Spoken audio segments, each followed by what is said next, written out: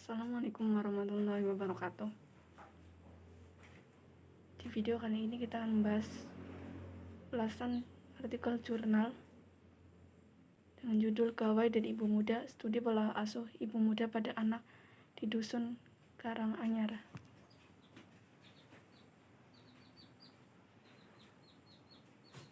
Sebelumnya, saya akan memperkenalkan diri. Nama saya Umi Hoiria.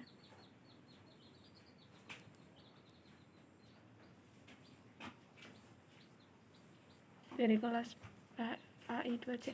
Video ini dibuat untuk memenuhi tugas mata kuliah Ilmu Pendidikan Islam.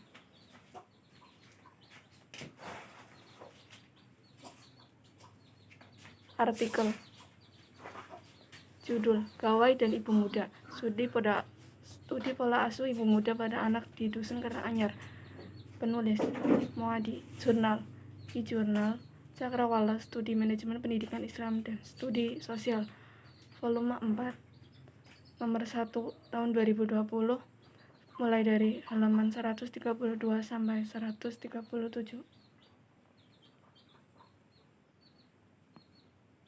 Isi artikel. 1. Rumusan masalah. Bagaimana penggunaan sosial media sebagai media pola asuh ibu muda terhadap anaknya. 2. Tujuan. Penelitian ini bertujuan untuk mengetahui penggunaan sosial media sebagai media pola asuh ibu muda terhadap anaknya. 3. Metode atau metodologi. Penelitian ini menggunakan metode penelitian kualitatif dengan pendekatan fenomenologi. Pendekatan fenomenologi yaitu penelitian menggunakan pemahaman ibu muda dalam menjalani pola asuh anak yang dilakukan secara langsung oleh informan. 4. Hasil. Berdasarkan hasil penelitian terhadap 5 ibu muda di Dusun Karanganyar, dapat dipastikan 3 orang menggunakan media sosial sebagai perantara untuk mencari informasi tentang pola asuh anaknya. 2 orang sisanya tidak menggunakan media sosial untuk mencari informasi tentang parenting atau pola asuh. Media sosial digunakan untuk mencari informasi karena merupakan salah satu atau lebih sumber dalam proses parenting. Mungkin orang menggunakan media sosial untuk melampiaskan segalanya, mulai dari kehidupan sehari-hari, bisnis, hingga politik. Namun, biasanya unggahan tersebut digunakan secara tidak benar. Mereka yang kesulitan mendapatkan informasi offline dapat menggunakan media sosial untuk berinteraksi dengan ibu-ibu lain. Motif dalam menggunakan media sosial sebagai media informasi pola asuh ada 2, yaitu motif rasional dan motif emosional.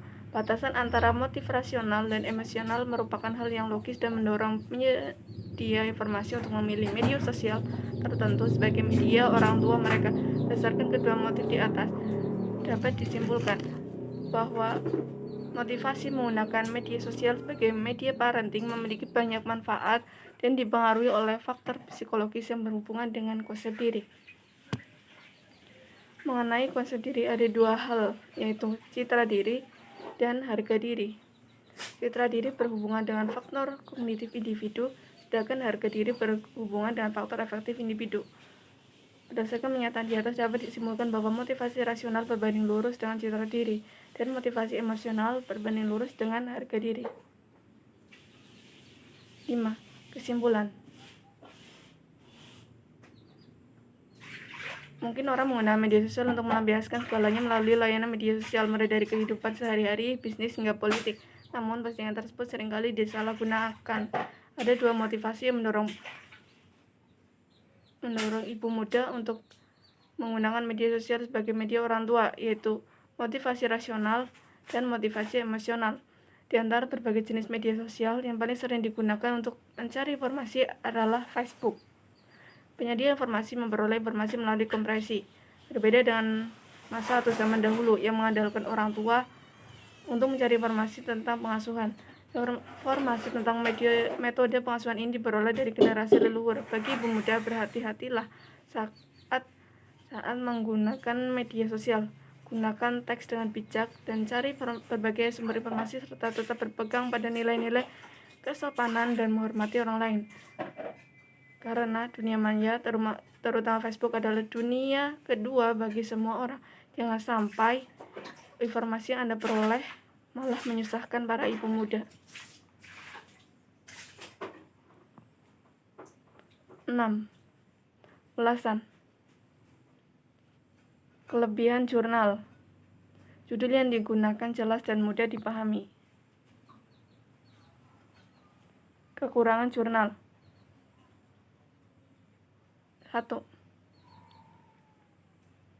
Salah ketik atau typo terdapat pada kata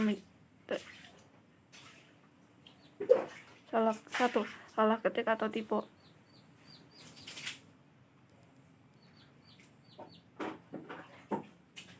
2. Kata tidak baku.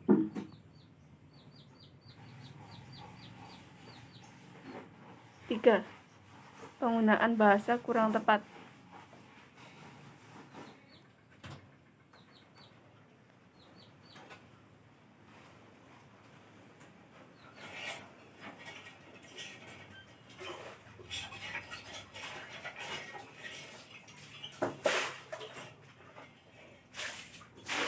4. Grafik atau diagram. Grafik atau diagram terpotong pada halaman 135. 5. Perumusan masalah tidak dipaparkan secara jelas, transparan, dan hanya terdapat tujuan sehingga membingungkan pengulas jurnal. 6. Terdepan seperti di, ke, dan dari ditulis terpisah dari kata yang mengikutinya. Di jurnal penulisan kata depan masih salah, terdapat pada kata di mana di atas, di sebelah, dan di dalam. 7. Awalan di jurnal penulisan kata awalan masih salah, terdapat pada kata mengkompres, yang benar mengompres.